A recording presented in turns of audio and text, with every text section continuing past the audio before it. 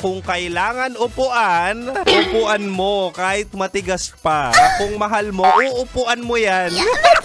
Susubukan muna nating remedyohan ang iyong relasyon na naghihingalo. Ibibigay ko ang 3 lunas kapag nawawalan na ng gana. Una, kapag wala ng gana, ay talaga nga namang balikan ng dahilan kung bakit kayo nagsimula. Bakit mo siya sinagot ng oo, kung bakit mo niligawan, kung bakit ka nagpasakal. Ay!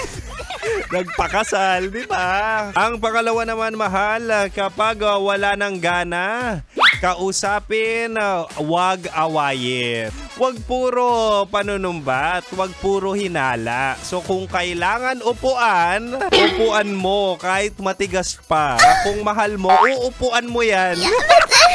Anyway, ang pangatlo naman at panghuli, kapag wala ng gana, magbago kung kinakailangan.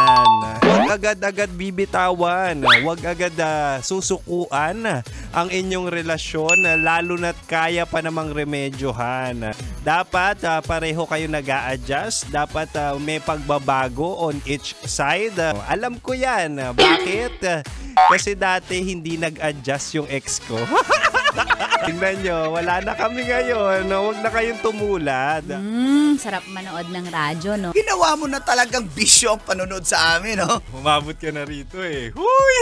Kaya kung gusto mong tuloy-tuloy pa ang tawanan, Iyakan at kiligan, aba, i-like mo na ang video na ito. at mag-comment ka na rin, kabisyo. Hit mo na rin ang notification bell. Para updated ka sa mga kaganapan namin dito sa Love Radio. Kailangan pa bang i-memorize yan? Basic.